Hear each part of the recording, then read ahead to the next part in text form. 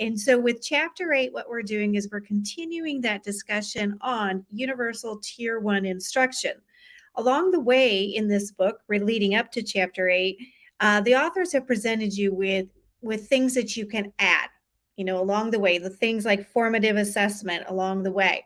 But at some point, we have to stop and say, hey, is what we're doing actually making a difference?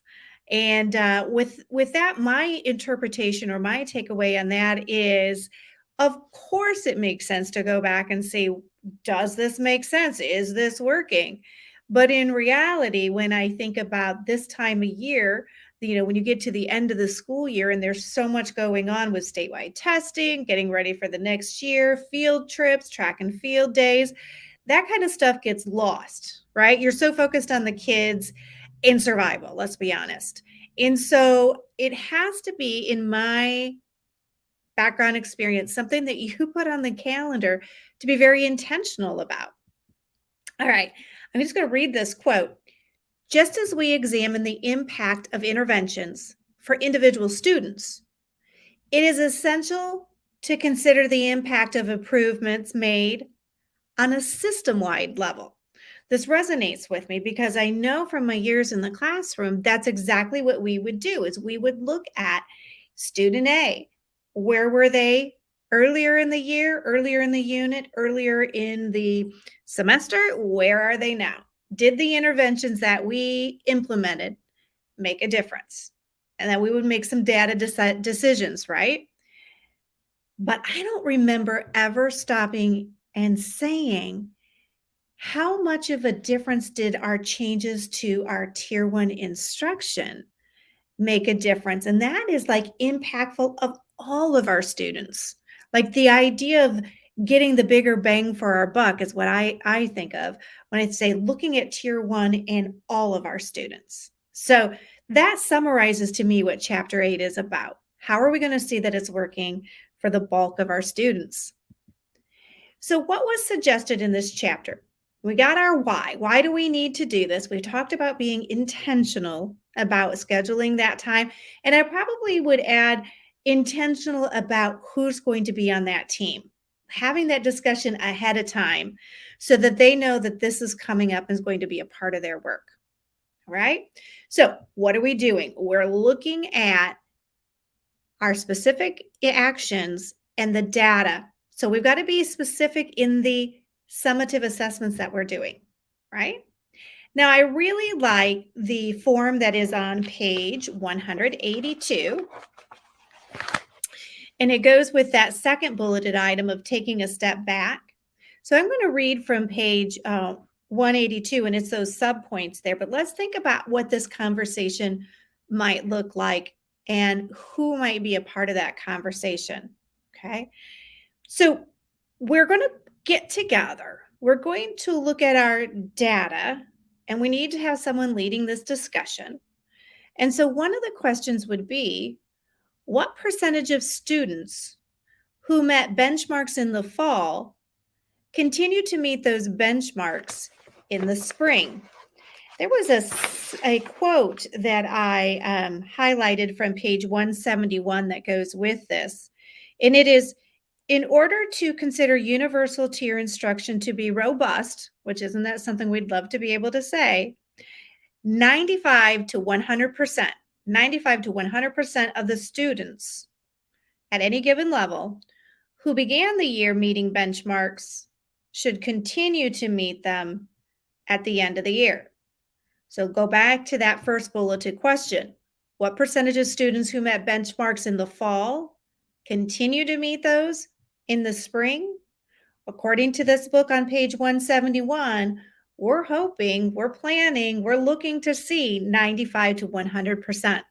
Some pretty lofty goals, but definitely worth looking at, and hopefully we're achieving those, right?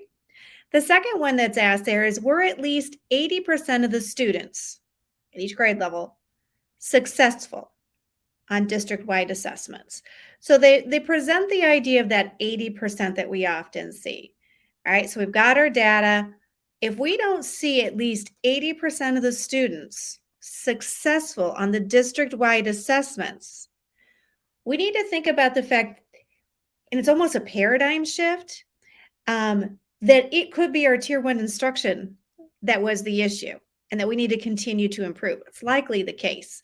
It's not always going to be the case, but it's pretty likely the case. And not be tempted to say, well, those that didn't meet it, they need extra help. They need to be put into some kind of a remediation. I mean, yes, they do need that. But is the reason that they're in that place, does that correlate with what our tier one instruction? Like, we need to look at what we're doing. All right. And then, as always, can we look at some of the subgroups? Identify the subgroups in your corporation, in your school building, even in your grade level, and look specifically at them.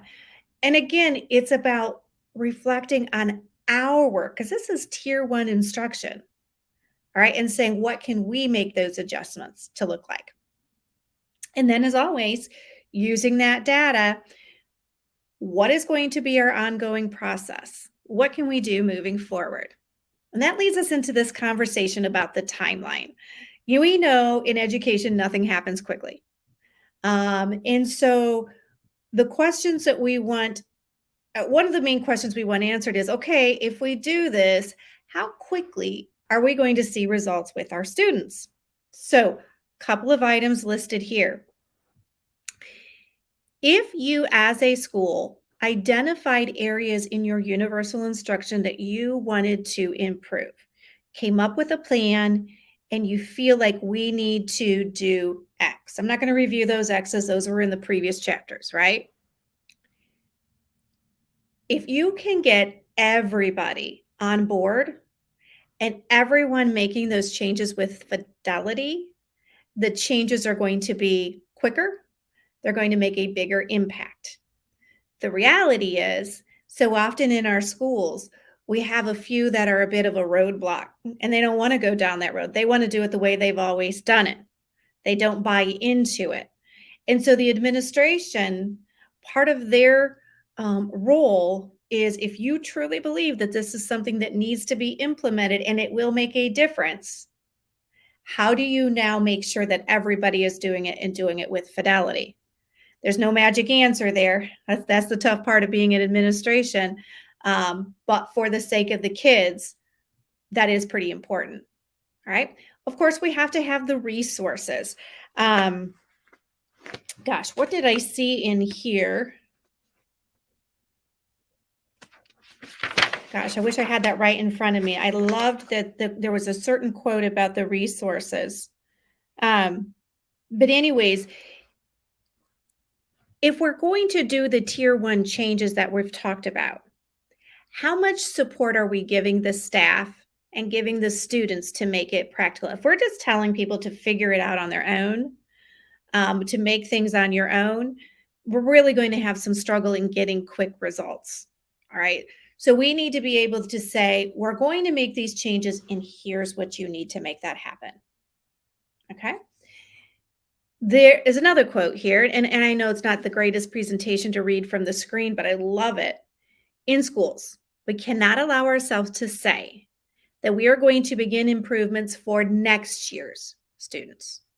We must implement short-term changes to the universal tier while we prepare for more long-term implementation considerations. And again, this was from page 170. And that idea that we can't keep saying, well, we're so busy, we'll do this next year. We're so busy, we'll do this next year. We're so busy, we'll do that next year. Couple of thoughts. Number one, what if that was your own child that was in that group, right? And somebody said, you know what? We'd love to do something to help them, but we just don't have time. We'll do it with next year's groups. Ouch, that's my baby, right? I need you to do it now.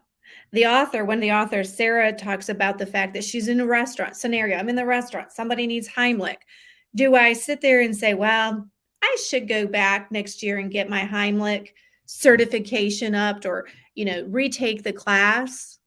Or do I need to step in right now and take whatever I can? I might not get it perfect, but I'm going to give it a shot, right? And not let this gentleman, I shouldn't assume it's a gentleman, this person choke to death, right? I'm going to go in there and I'm going to give what I can right now. And that's that the idea behind that comment is we can't just kick the can down the road because each group is somebody's babies. For me, I had a personal reflection on that. I had a child with cancer. He's a seventh and eighth grader. Get 2 years of treatment. I would have hated for them to say, you know what, we think we have something to treat your child's disease. But our nurses are really busy and their doctor, boy, she just can't keep up. So I think we're just going to wait for, next when we have some time to do this, right? I'd be like, that's not acceptable. So don't kick it down the can. Do it now. Be timely. A little bit's better than nothing, right? And work towards that fidelity. All right. Flipping the paradigm. What we hear in discussions is that, especially post-COVID, that what's happening is we're lowering the expectations for students, right? And although that's the easy fix, it really is not going to get them back to where they need to be academically. Okay. I'm going to read right from the book because to me it was powerful. Our traditional conversations about the MTSS pyramid has created what we call an 80-20 dilemma. 80-20. As educators, we have become sensitive to the fact that, or sensitized to the fact that it is acceptable, it is okay for 20% of our students to be less than proficient. As long as we have 20%, it's 20% or less that are not proficient, it's okay. That's become an accepted set of data. But when we review the pyramid as representing students as opposed to resources, we edify this misunderstanding. The truth is, we want all students to be proficient. I would like to think we could all agree with that little editorial note, even when we know that is unlikely. Nevertheless, having this ambitious goal, and it is ambitious, does two things for school. So before I continue reading, they're saying, instead of saying, let's look at the data, we've got 80% proficient, 20% that aren't proficient, that's okay, we're good, let's move on. Instead of saying that, let's say no. We want the goal to be 100% proficiency. It is ambitious. The next part from the book is what happens when we change that paradigm. First, it supports a culture of never settling with our current results. We are always learning and working to improve outcomes for our most challenging learners. Second, it prevents us from expecting less from struggling learners. So I'm going to read that one again. If we say we want 100% proficiency, lofty goal, it's ambitious, but let's go for it.